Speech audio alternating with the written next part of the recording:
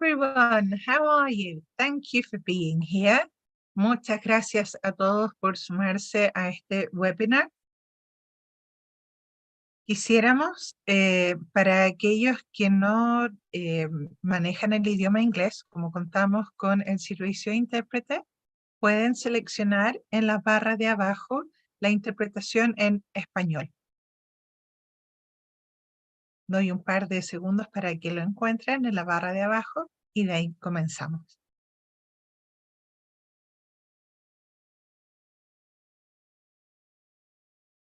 Okay. All right. First of all, thank you all for being here. This is a very interesting webinar, and we're really thankful for you joining us today. My name is Tamara Alvarez. I'm the coordinator of the English Department of the Faculty of Education at Universidad del Desarrollo. And it's my pleasure today to introduce the topic of today's webinar, which is Teaching Language Through Content, which is presented by Dr. Jessie Gleason and Dr. Sofia Diamantis. This webinar will walk participants through various best practices on content-based instruction, which offers learners with diverse abilities to access disciplinary knowledge in the target language while simultaneously providing them with opportunities to develop their academic language. Some areas to be covered include how to make lessons comprehensible for language learners, differentiate instruction for different language level proficiency students, and create opportunities for learners' interaction. I'd like to thank all of the academic and educational communities present at this webinar, given the relevance of the topic and how it can impact directly to our students in our lessons. Now, just some little housekeeping before we get started. We are streaming live through Zoom and UDD, which is the streaming platform of Universidad del Desarrollo. And we will ask you, please, if you have questions, to write them in the question and answer box at the bottom of your panel.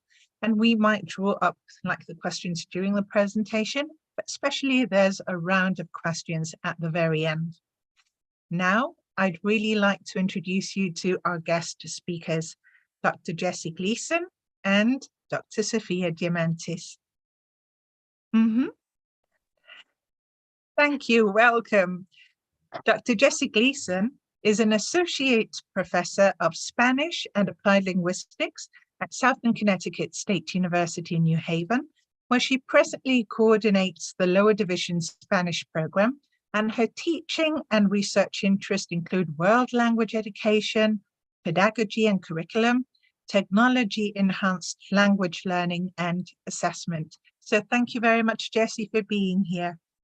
Thank you. It's my pleasure. Thank you. And Dr. Sofia Diamantis is an educational consultant at State Educational Resource Center in Middletown, Connecticut, where she develops and implements professional development for teachers of English learners. Sofia has worked with emergent bilinguals across kinder to 16th grade span in the United States, Honduras, Holland, Russia, the Czech Republic, and Vietnam. So thank you, Dr. Sofia Diamantis, for being us here today as well. Now, without further ado, we'll turn the time over to the team of Southern Connecticut University. Wonderful. Thank you so much, Tamara, for that introduction. Sofia and I are so honored to be here with you this evening and to share some ideas for you as teachers. But first, before we go too much into depth, we wanted to know just a little bit about you. So if you don't mind, we would like first to know where you might be ringing in from. So if you wouldn't mind just writing that in the chat box, if you're in Chile, tell us whereabouts you might be ringing in from, what part of Chile, what city or town. And then we also took, thank you for the opportunity to invite some of our own colleagues and students from the US. And I hope that some of you are also coming from the US. So if you are here and you're in the US, just tell us where you're ringing in from as well. All right, and I see a couple of people. Miami, Florida. Oh, yes, Juanita, welcome. It's so great to have you here. And then Santiago, Chile. Wonderful. Santiago, Calama in the north. Beautiful. All right, I see a couple. Hi, Dinah, my student from New Haven, Connecticut. Oh, Sarah, also from Connecticut. Francisca from Santiago. Okay. This is wonderful. Oh, Iquique, nice. Oh, Chillán. Okay, we have some people from the south as well, correct, Chillán? All right, well, it's wonderful to be with you all this evening. Thank you for being here. And I know, oh, Puerto Varas, very south. Camila, thank you for being here. Especially because we understand that it's 2 hours later where you are as well. So I know after a long day of teaching, that can be a lot. So we hope that to make it worth your while tonight, and we expect that it will be.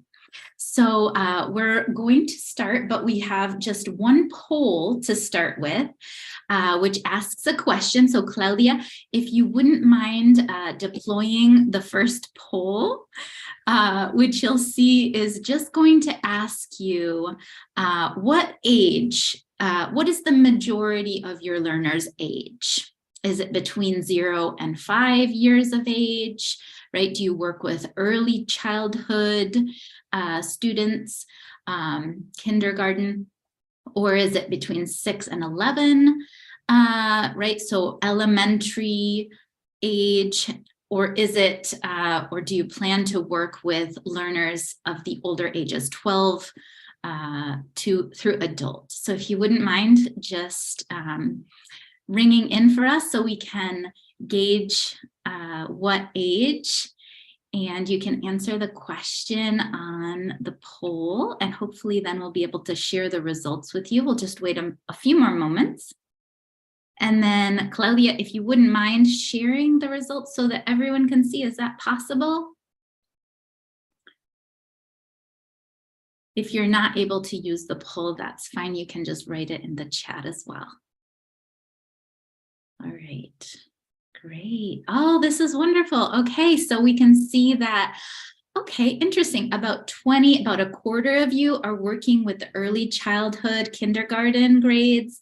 Another quarter are working with the elementary grades. And then about half of you are working with older grades and adults. Okay, so that is very useful information for Sophia and I, because we had planned on focusing on the elementary and early elementary grades. But of course, whatever we do this evening, we will then provide some resources, especially for teachers of the older grades and adults.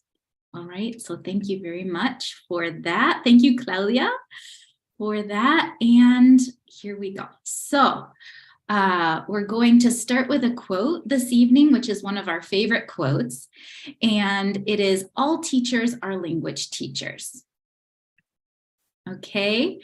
And this quote really encompasses the idea that even if you aren't a teacher of English or of Spanish or of, science, we are all language teachers because we use language as the primary vehicle to transmit knowledge, understanding, content.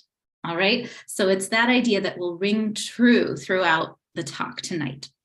Okay, so we want to talk to you tonight about content-based instruction, or CBI. And CBI is an umbrella term, and it has numerous enactments, we could say. So content-based language teaching and content and language integrated instruction, or CLIL, are very common that you'll hear, especially in Europe, working with younger learners. And then number 3 and 4, sheltered language instruction and SIOP, the Sheltered Instruction Observation Protocol, tend to be very commonly used here in the US, in North America. And then project-based language learning, PBLL and TBLT, or task-based language teaching, you might hear that those are more common in the world language or foreign language contexts, and those emphasize, as you might imagine, the product or the task. Okay, but all fall under this umbrella of content-based instruction. All right, so we have some important considerations for CBI. The first one is know your learners' backgrounds, right? Know their first languages, know as much as you can about your learners, because obviously it's a good principle of teaching in general. The more you know about them, the more you will be able to tailor your instruction. This is especially true, however, for language teachers, right? The second consideration is focus. So the focus usually for content-based instruction is top down. So we go from the forest to the trees, we might say, right? So we focus first on the theme, on the context, and then we get down into the micro sounds and vocabulary, okay? And number 3 that you see up there, even though it's top down, we also try to integrate it, right? So that the themes and the language patterns help learners know how to use language in context. Scaffolding, number 4, right? We use this metaphor of scaffolding. You've probably seen when they're building or there's construction. This is kind of the structure that helps hold the building in place. And we use it as a metaphor for working with learners from heterogeneous abilities in order to support them as they develop their language proficiency, right? And just like the scaffolding of a building, as they develop their language proficiency, we remove the support so that they can learn to fly on their own. Okay, we use many strategies, in particular, those that are based on second language acquisition principles, or SLA, and we'll be talking about those this evening. And then visuals, right? Visuals are good practice for any type of teacher, but especially for language teachers or teachers of emergent bilinguals, because they offer us a way to present a lot of knowledge without it being too heavy on language, okay? So our next slide is about principles. This comes from TESOL, or Teaching English to Speakers of Other Languages organization. These are 6 principles for exemplary teaching of English learners. And you might see a number of commonalities with those considerations, right? Right at the center, principle 1, know your learners, right? Principle 2, create conditions for language learning. Principle 3, design high quality language lessons. Okay, Sophia and I are going to be focusing especially on principles 2 and 3. But principle 4 has to do with adapting lesson delivery, that idea of scaffolding. Principle 5 has to do with monitoring and assessing language development. And then principle 6 encompasses this idea of collaboration within a greater community of practice.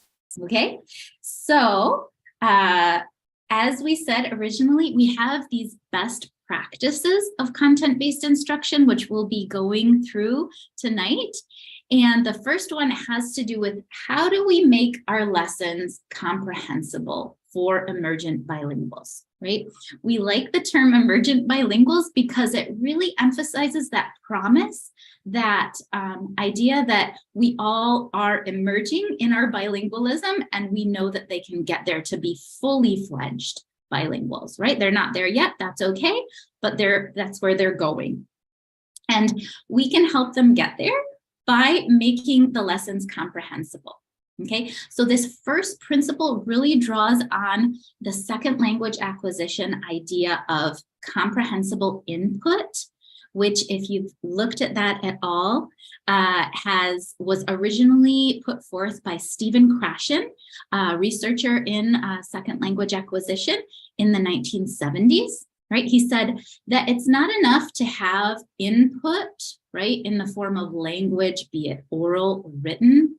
If learners don't understand it, then it's not going to do them any good, right? Because they won't be able to access it. It will just be sound for them, right? Okay, and then principle 2, best practice 2, creating opportunities for learner interaction, right? This idea of interaction, of learners speaking with each other, was put forth as a key component of SLA in the 90s by Michael Long, the interaction hypothesis, right? He said, comprehensible input isn't enough. We also need interaction. Okay, and then the third best practice we'll be looking at tonight is designing products to elicit written and oral output. Okay, so Meryl Swain, a researcher from Canada in the early 2000s, said it's not enough to have input and interaction. We also need to really design those opportunities for learners, for emergent bilinguals, to have more extended opportunities for output. Okay, so with that, we're going to move on to a little mini lesson. Now, we've designed this lesson for you to see just an example. So we'll be going through many ideas and strategies, but we chose the story of St. Nicholas, thinking of the elementary grades and thinking of a topic or a theme that might be especially relative seasonally, right? So the story of St. Nicholas. And I believe we have our second poll, which Claudia, would you be so kind as to deploy for us the second poll, which is going to ask you a question about the proficiency level of the majority of your learners. Okay, so are they novice learners in terms of proficiency?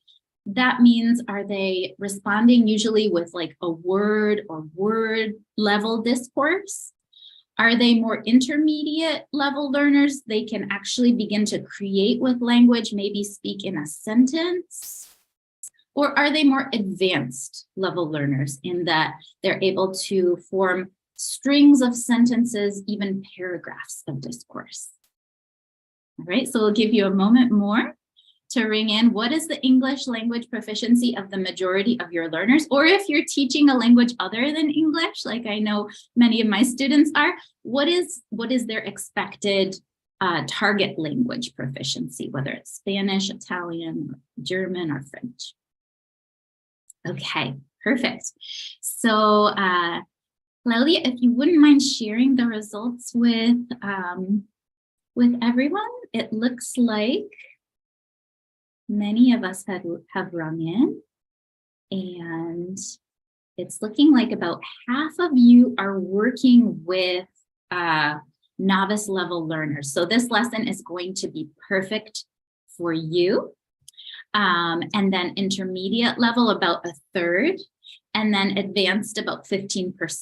Okay, perfect. Thank you, Claudia.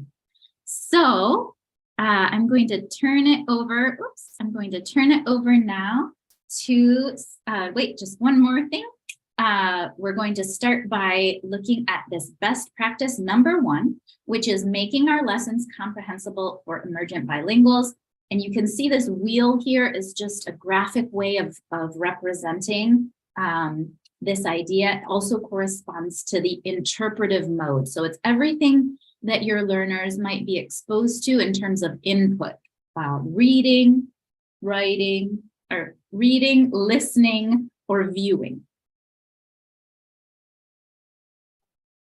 Thank you, Jessie. And so we wanted to start off by highlighting some specific strategies for making input comprehensible, whether that input is audio, as in a podcast, or a video, a YouTube video, or any written text. So next slide, please, Jessie. And we thought we would start with a classic word wall strategy. And here you will see that we've turned it into a multilingual word wall. We've included the English and the Spanish along with the visual representation of the word. And what we want to also highlight is that we chose words from the text that we will be reading as part of this lesson, with a key focus on words that would help students to understand the text and to be able to retell the story, which were the objectives of the lesson. And a good rule of thumb we'd like to offer with creating word walls would be to choose words from the text that might be challenging to guess from context, and again, to help students meet the lesson objectives. Next slide, please. We also wanted to highlight the use of cognates. So cognates are words that look and sound similar across languages and that share the same meaning.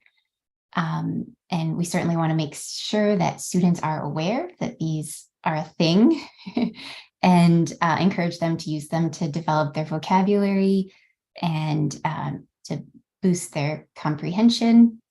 And you might also consider discussing the idea of false cognates. So some words that sound the same across languages may not have the same meaning. And these again are words we pulled from the story from our lesson. Next slide. And another strategy for pre-teaching key vocabulary would be to use some sort of graphic organizer. And we offer here what's called a 4-box graphic organizer for words that you want to spend more time going in depth to, especially words that are maybe more abstract or complex or central to your lesson. And certainly we have the English and the Spanish, and you can make the entire graphic organizer bilingual, especially for students at the novice level who are newer to English. And next slide, please. We offer up another version of it, the Freyer model. Again, this would be good for words that are best explained by listing examples, non-examples, and characteristics or synonyms. And this here is for the word pious, just like the previous one, which was an adjective to describe our principal character in our story, Bishop Nicholas. Next slide, please. So another idea for supporting the comprehension of students, making lessons comprehensible, would be to provide in advance a summary of the text in the target language that's distilled down to its essential bits. So, and you can further scaffold that for students newer to English, again, with visuals and by providing Spanish as well, the Spanish version and English version. Next slide. And in our lesson, students will be hearing a story in English, but if you have a student who's newer to English and may need to hear the story a little bit more slowly, or to even listen to it in their dominant language, in Spanish first, we are going to share with you a tool that's freely available on the internet in just a moment. It's called Immersive Reader. I'm not sure if this will be a new tool or not, but I think it's one that we can use for all our learners, K-12, and we'll have a chance to look at that more closely in just a moment. Next slide. Before we have a chance to look at Immersive Reader, we just wanted to highlight some strategies that support comprehensible input while students are listening, so during listening. Next slide. And here we have a listen along guide, or also known as a listening guide, a sort of graphic organizer. And I think, next slide.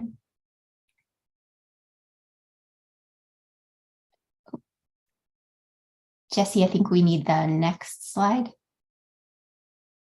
There we are. Thank you. And so before listening, students, would be given an opportunity to discuss what they see in the pictures. And then as they listen, they can check off or they can number the visuals, or they can label them beginning, middle, and end. And just a note, when the students are discussing the listening guide prior to listening, the opportunity could be offered to discuss it in English and or Spanish as another scaffold. And we'll be using this in just a moment. Next slide, please, Jessie. So yeah, let's have a listen. Okay, brilliant. Thank you, Sophia. I am going to share another screen with you so that we can actually hear the story of Saint Nicholas. So give me one moment here.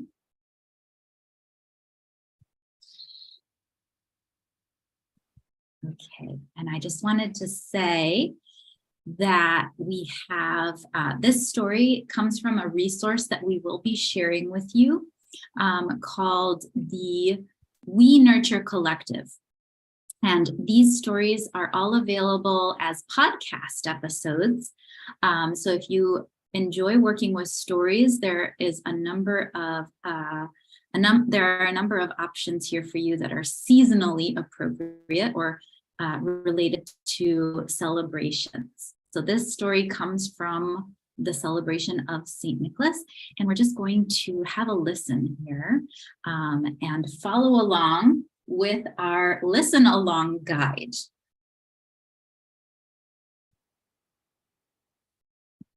A time in a faraway family, and we hope you enjoy the timeless activity of getting lost in a good tale.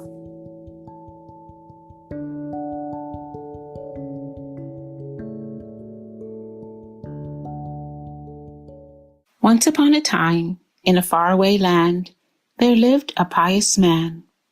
His name was the Bishop Nicholas.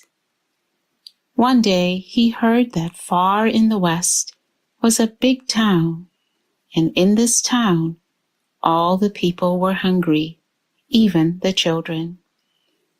So the Bishop Nicholas called his helpers who loved him, and he said to them, "Please bring me the fruits of your gardens and the grains of your fields, so that we can help the people and the children too."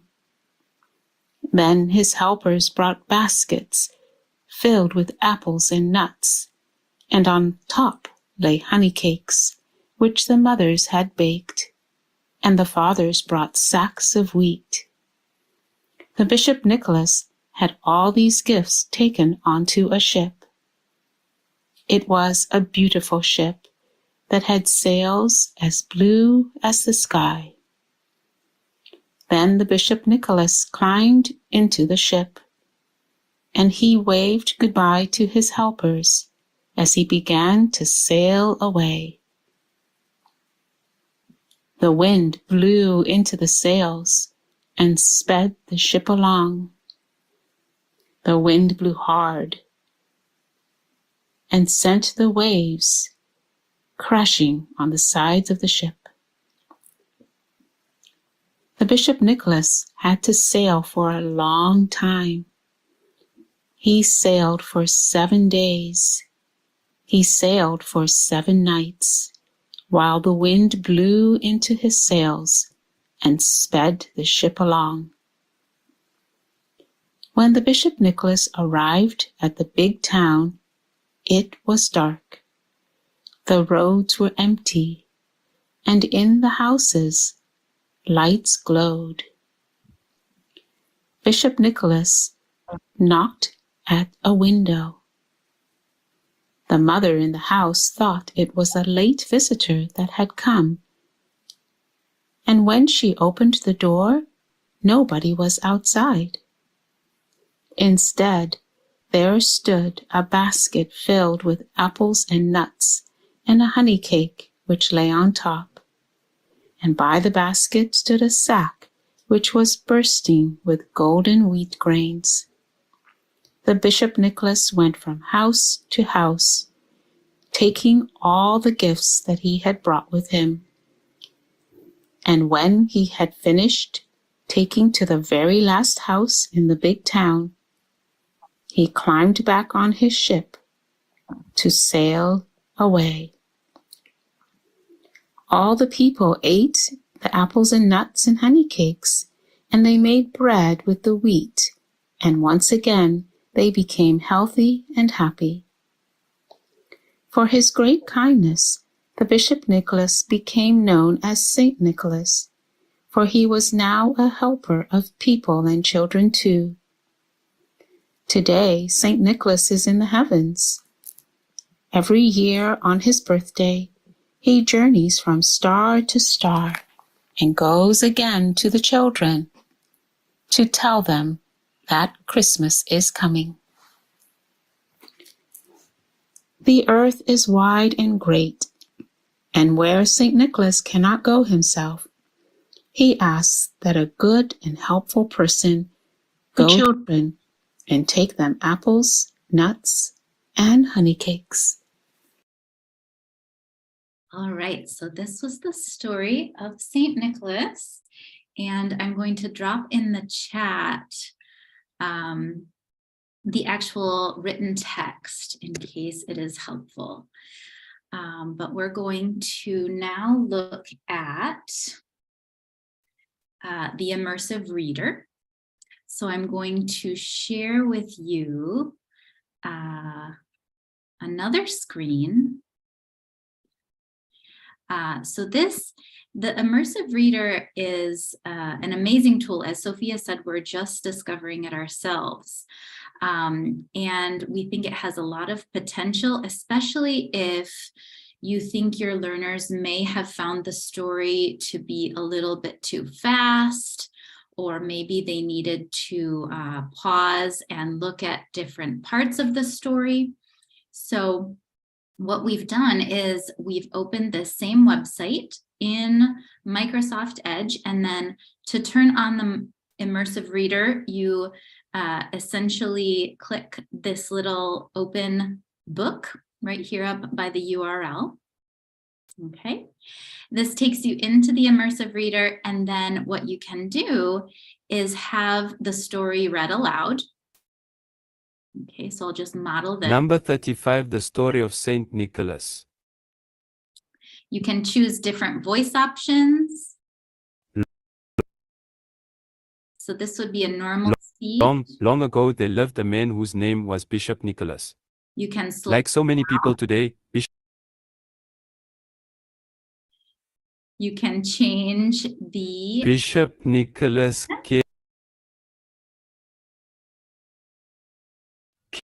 cared for people near and far and always helped those in need. Maybe that's too slow.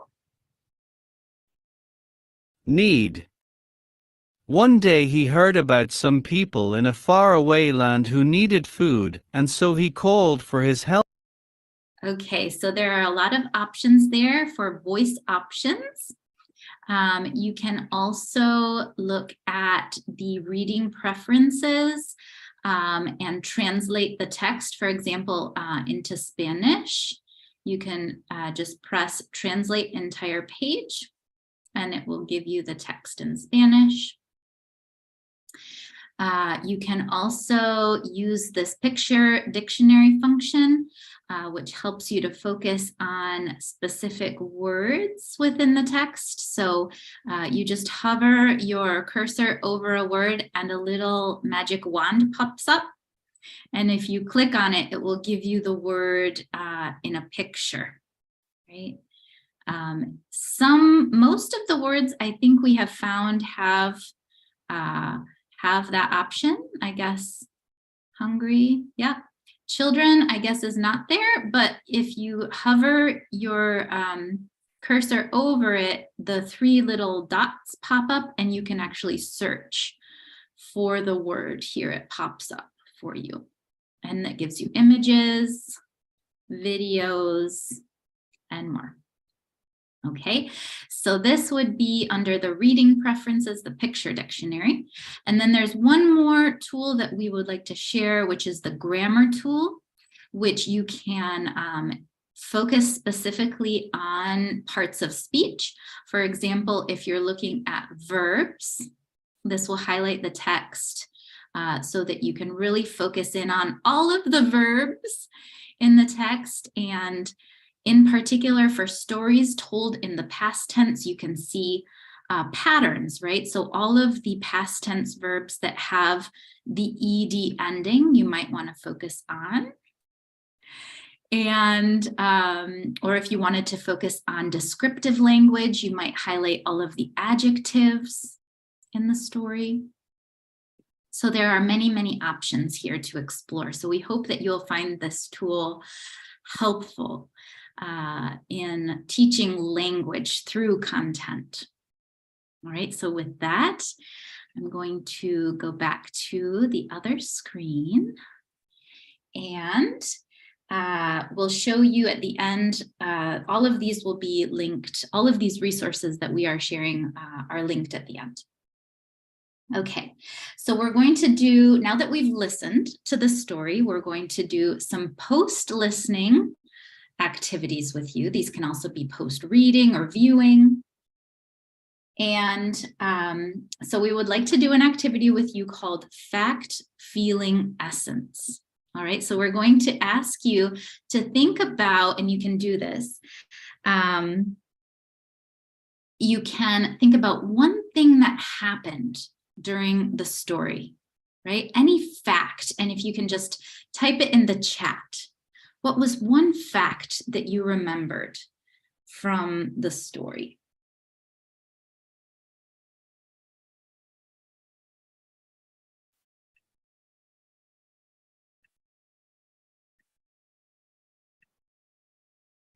People were hungry, Angela said. Yes, one fact. People were hungry. Elspeth, thank you. The trip was difficult on the ship. Excellent fact. Yes. Other facts or happenings that you remember from the story? Feel free to write them in as we go along.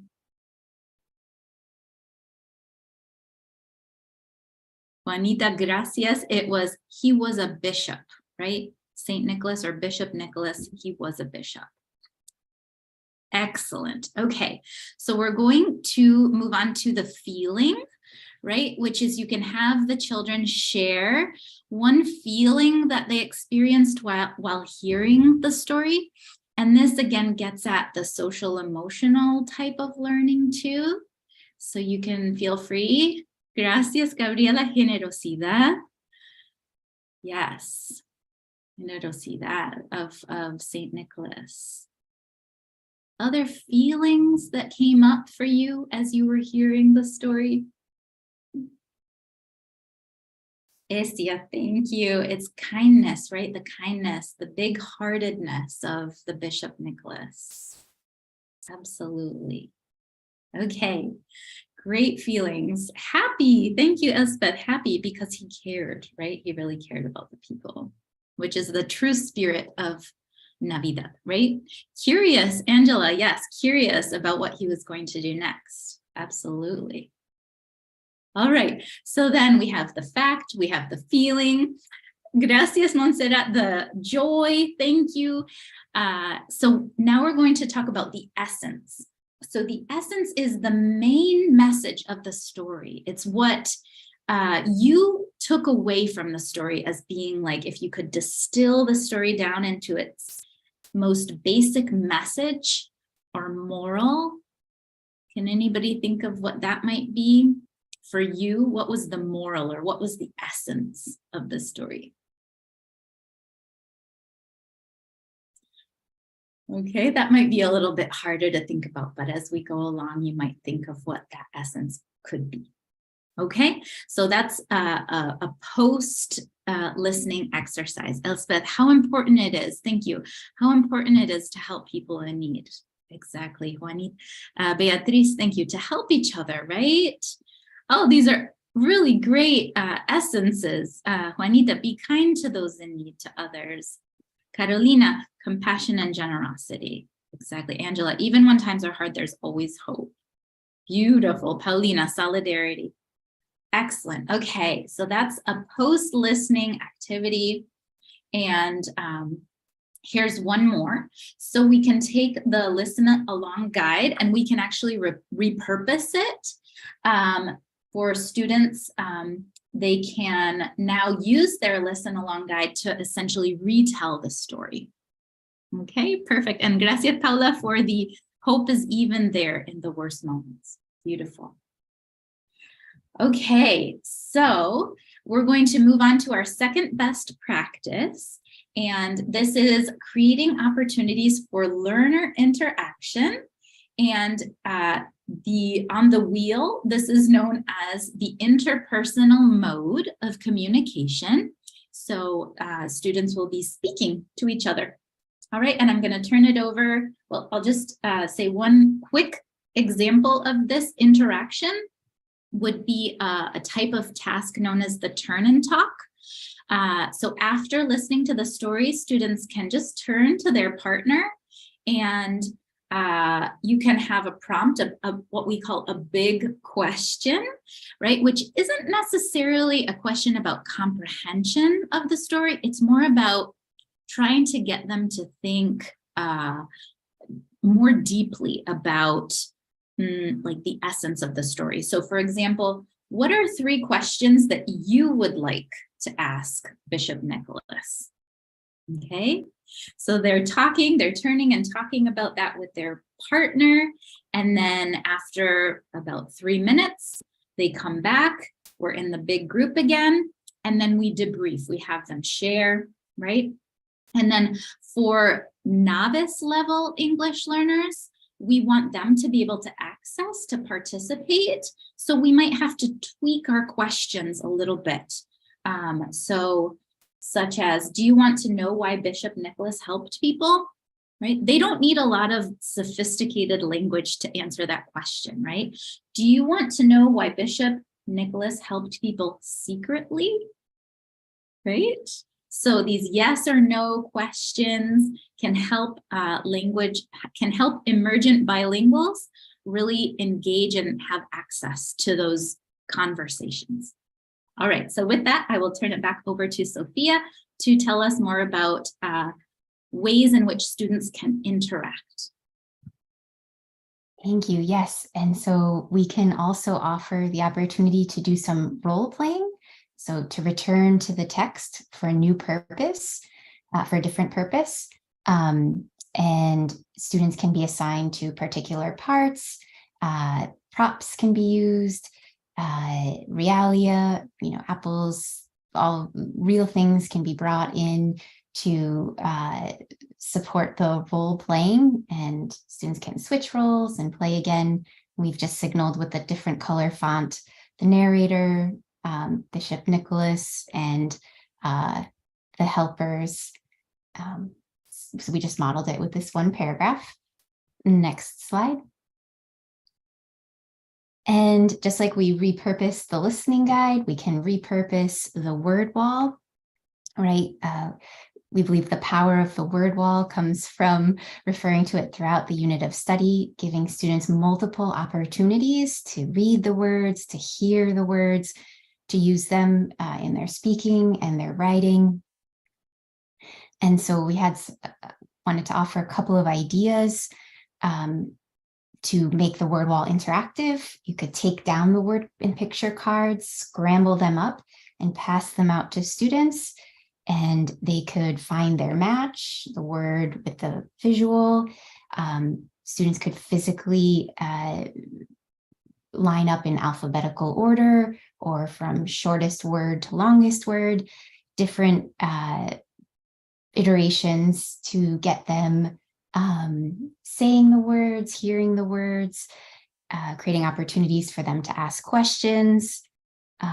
You could also create a handout with the vocabulary, the word, and the picture, and that students can cut it up, and they can physically order the words from least familiar to most familiar, so that you could quickly see which words students might need to review or revisit.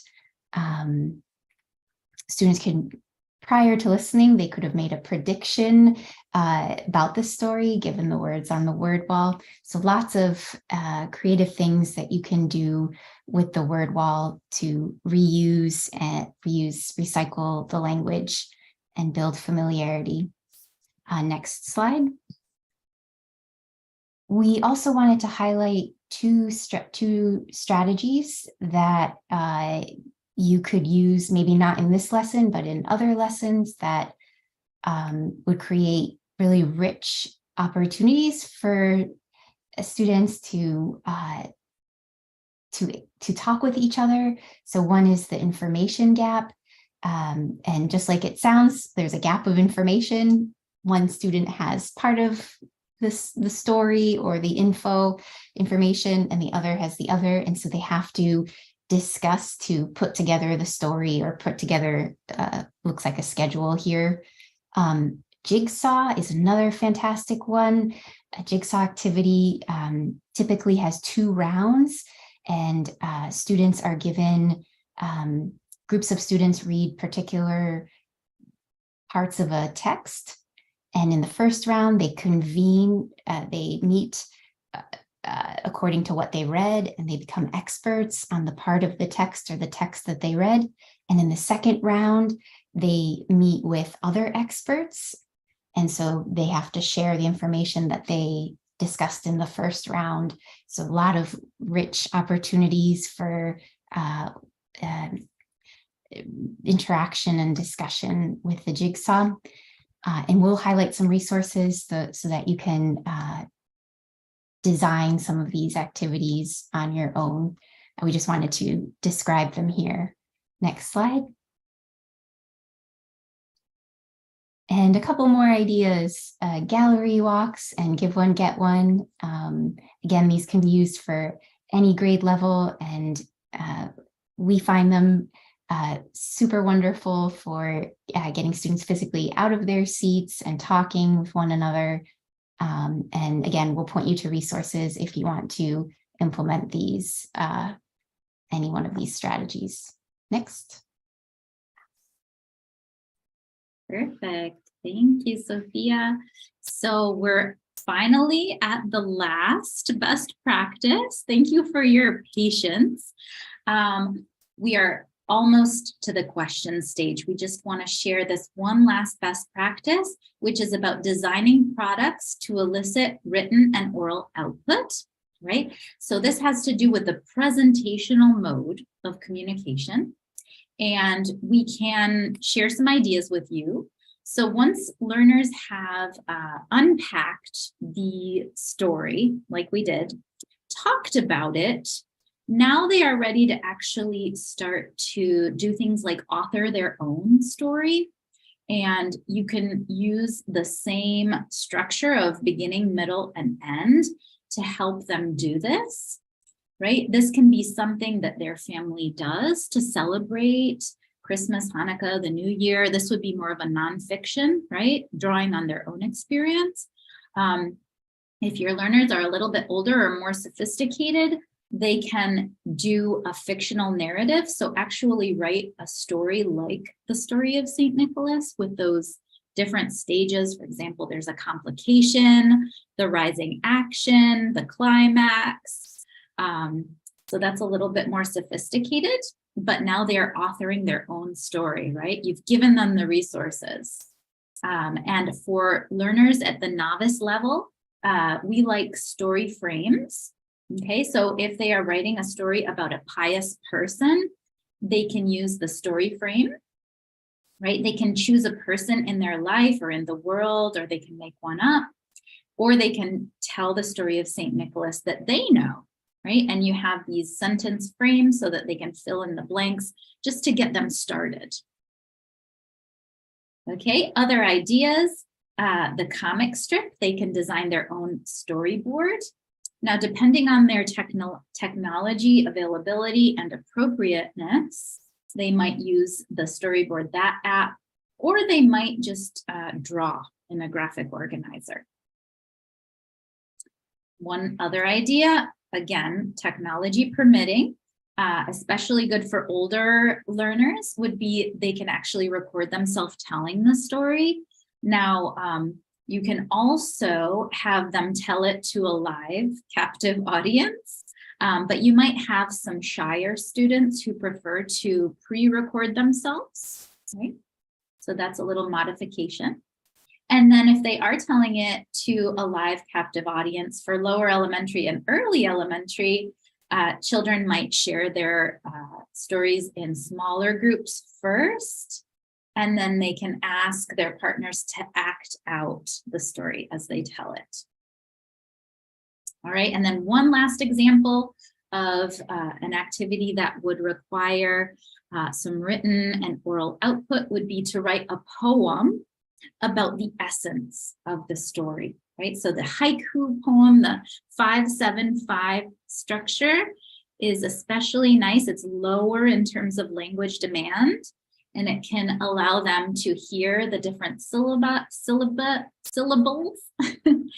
and then share their haiku poem.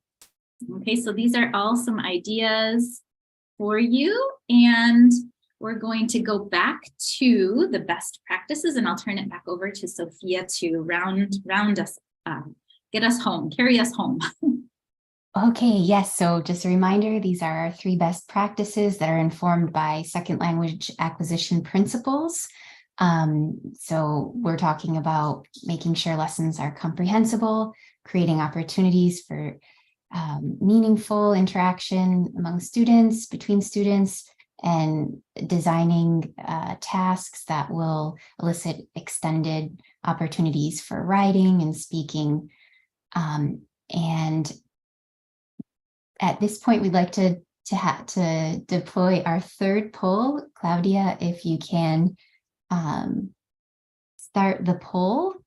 And the prompt, the question, our big question is, which component or principle of content-based instruction is, and I'm actually going to modify the question quickly on the fly, which one is most important to you? So which of the 3 principles, or excuse me, the practices of CBI is newest to you? Making content and input comprehensible, creating opportunities for interaction, or designing products that allow for extended writing and speaking opportunities. And so, okay, so looks like the most important principle, excuse me, the most important, we'll call it practice, is, okay, the 3rd one, creating opportunities for written and verbal production.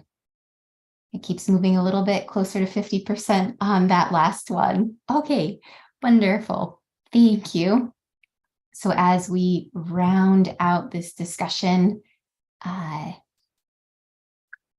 would like to highlight that, right, to build comprehensible input, we focused on, at first, vocabulary development strategies, next slide, which included, word walls, various graphic organizers to do more in-depth word study, cognate charts. We also discussed some additional sheltered strategies, providing a summary in advance, and access to lesson materials in students' home languages. And I just want to highlight the references at the top of this slide are great for for more ideas about making whole lessons comprehensible. And I would suggest the Center for Applied Linguistics website as a starting point. They have some lessons and activities that you can access directly from their website that are freely available. So along the top, you can check out lesson plans and activities that are for across grade levels and content areas that will certainly support teaching content through language, teaching language through content. Thank you, Jessie. And Our second practice, creating opportunities for learner interaction. So the strategies that we touched on, right, created extended opportunities for students to interact. And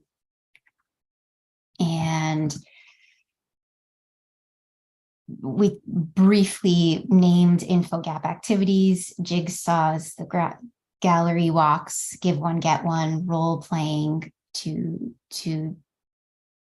at this practice. We also mentioned repurposing the word wall and the listen along guides to make them interactive. And of course, using turn in talks and asking big wondering questions. A resource here that I'd like to highlight is the Translanguaging Guide.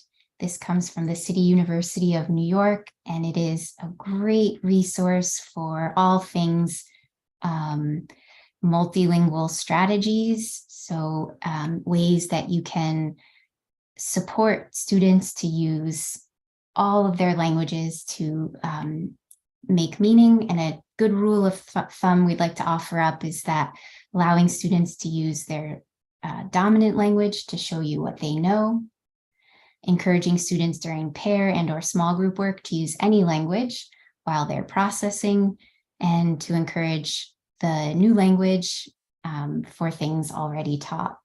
And so you'll see some strategies that we've covered, that we've discussed tonight in this guide, as well as many, many other ideas. And the letters on the side, E, M, and S, signal for elementary age students, and S is for secondary, for the older learners.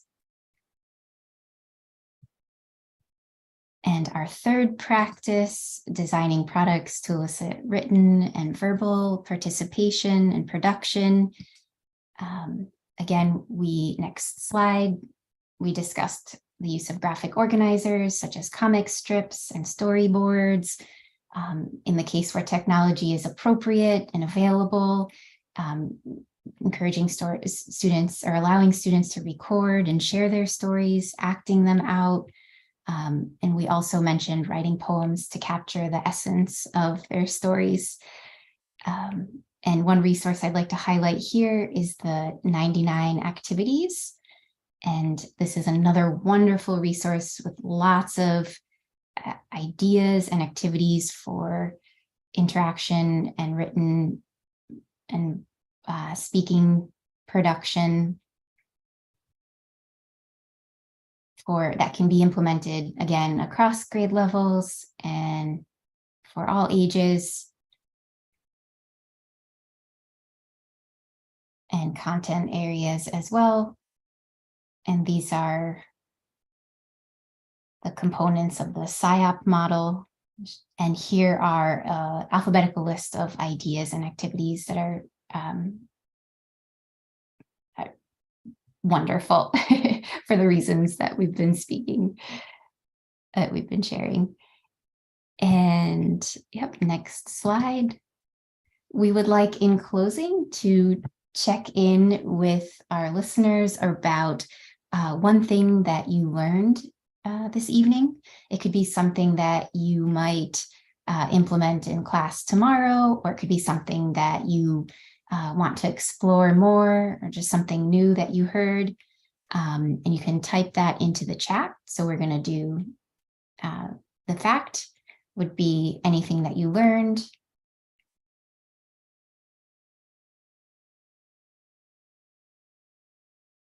or something that you would like to explore more. Thank you, Elspeth. You learned ideas for how to repurpose the word wall. Excellent. Yes, we love that too.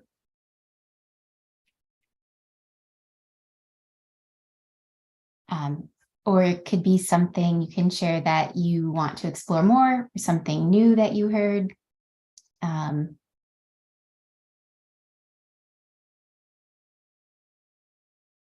Oh, Angela, I like the idea of requesting students to describe the essence in their own words. Okay, wonderful. Yeah. the essence of their story in their own words. Wonderful. Olga, the We Nurture collection. Yes, yay. Yep. Lots of stories there. Wonderful. Okay. Brilliant, thank you. And I was just going to say to Olga that the We Nurture collection comes from the Waldorf pedagogy, which I know is popular in Chile, as well the Steiner schools.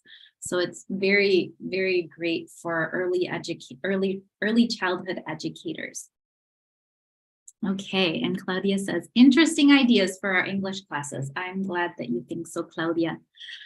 So we want to share a few more resources with you. First of all, the references for all of the items that we referenced in the slides. And we've gone ahead and linked these directly to the references here. So you can go in and actually, if you're interested in this particular resource, you have access directly from these links. And Sophia and I have put together as well a table of resources, which just shows everything that we have shown you tonight in a different way. So we have the different levels of language proficiency on the left, right? So novice, intermediate, advanced. And then the different practices on the other columns. So making lessons comprehensible, creating opportunities for learner interaction, and the oral and written output. Okay, so you have some ideas there. And then our last slide here is more resources. And there, I really want to show you this first link here because it's a source of pride for the university that I work for, Southern Connecticut State University, that has an excellent program in TESOL. It's a master's program. And so this curriculum library is open access. And it was actually compiled by our teachers. So we have a number of teachers in the program. And this library has more than 300 teacher modified curriculum units across all subject areas for English learners in grades K through 12, as well as adult ESL. So all you can do is come down here and you can search for your grade level, right? And your subject level, okay? That one didn't have any hits, but this one did. Okay, so then you can search also for different grades and different subjects. And all of these lessons show the original lesson and then how it was modified, okay, using these same best practices. So you have many, many examples and ideas in the curriculum library.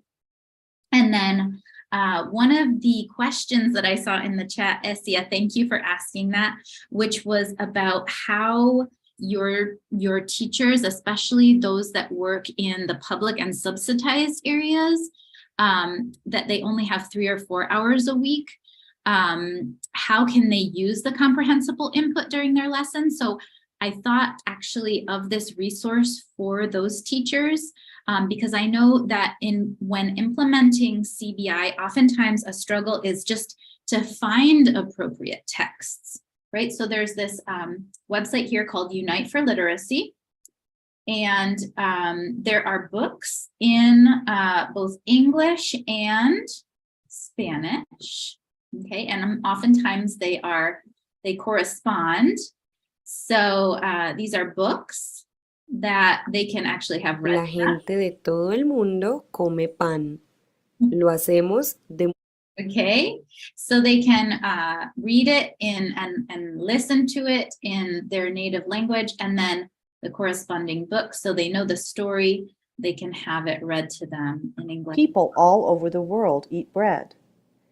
Okay, so this is a great resource for the early childhood educators. We have this resource known as Lifeways, which again comes from the Waldorf or the Steiner School curriculum.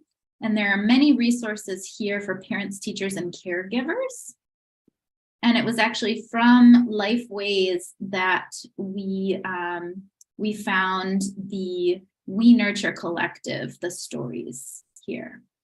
Okay, and then here is a link at the last one here to download the Microsoft Edge, okay, and the immersive reader. All right, so with that, we would like to thank you so much for joining us this evening after a hard day, probably what has been a long week for all of you. Mil gracias. We are so honored to be with you this evening. Thank you for the opportunity. Oh, thank you very much, Dr. Jessie Gleason and Dr. Sophia Diamantis. The truth is that we are fascinated, not only because of the modeling precisely of every single stage that you mentioned, but also the sharing of the amount of resources, okay, and congratulations, especially for the curriculum library, which definitely you should be proud of. Yes, I think like we do have as a homework, many of us, including myself, I'm speaking for all of the audience as well, is looking into the different links and resources that you shared that are absolutely fascinating. So before like we move ahead, I'd really like to ask the audience to, they are all saying thank you very, very, very much. Please to type questions, okay, that you have by this moment so that we can place them towards our speakers. And while you take the questions, I do have a question for you that was mentioned precisely in one of the sort of rounding ups that has to do with how relevant are questions during the class and during like the lesson using content-based instruction? So, Sophia, I don't know if you want to answer this after me. I'll just give a brief and then you can add on. So Tammy, I think questions are like those big questions that we talked about are really excellent for helping all of us go beyond this sort of comprehension check, right? Where we kind of give students a text and then ask them some questions based on the answers, right? So in addition to that, and to complement that, we have this idea of big questions, right? Which spark their curiosity, allow us to go deeper into, what they're thinking about the text, maybe help them to make connections, right? Which is so important for them to be engaged with it. So that would be one answer. I don't know if Sophia has other ideas. Yeah, and I would just add to that even students who might be novice, at the novice level, we can still pose those big questions and then scaffold responses with sentence starters or follow the big question with one of those yes, no, or either or questions to elicit responses from students at a novice level. So yeah, at a beginner. No, thank you. And we have one question as well here, many questions now. Okay, essential questions are relevant to develop critical thinking, but what happens when the students do not have enough language to ask? That's presented by Esia Valenzuela. And I'll place another question right away by Sarah Wool. How do you balance that sometimes time consumes preparation that goes into curating and creating differentiated materials? I feel this is what teachers often find to be most challenging. It definitely is, Sarah. It is. And to be honest, I feel like these days time is the most, the resource that we're all in most shortage of.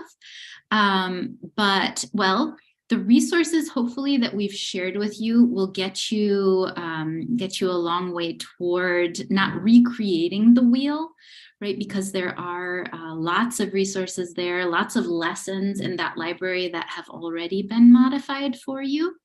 And I think time in a certain way is also relative, because sometimes when your students are bored, or not engaged in the lesson, the time, 1 minute can feel like an eternity, right? Whereas if they are engaged and have access to the language and can participate in the lesson, it actually feels like you are surfing, right?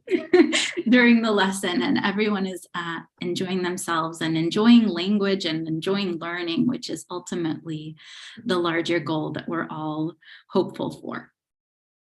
Mm-hmm. Yes. No, thank you there. Mm-hmm. And okay, here we have the question by Essia, which I will rephrase, like regarding critical thinking. What happens when students don't have enough language to ask?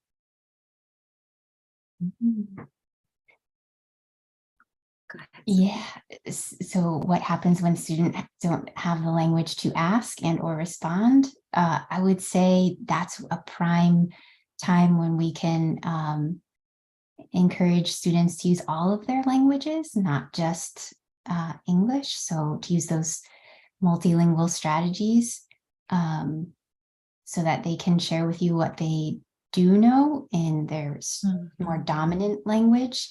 And then providing language models too in the target language. So sentence starters. So yeah, I think those would be my two suggestions. Those multilingual strategies and language models to support question asking and responses to big questions. Which is what you presented as like the tips for trans language. So that is something very important because it's, despite the language, it's the knowledge and the content that they can express anyways. Mm-hmm. No, thank you very much. Honestly, we've had a big audience that's been connected for quite a while, and it's been very interesting. I do want to mention precisely our speakers today, Dr. Jessie Gleason and Dr. Sophia Dementis, have most generously requested as well to share the presentation. So you will receive it by your email that has access to all of the different resources that they have presented and that you can log in and discover. So there is a very nice homework for all of us teachers. So yes, so thank you very much, Jessie and Sophia, for this enlightening talk on teaching language through content. And thank you everyone for being here. We appreciate it very much, and we hope you enjoyed the rest of the day. So thank you. Bye-bye. Bye-bye.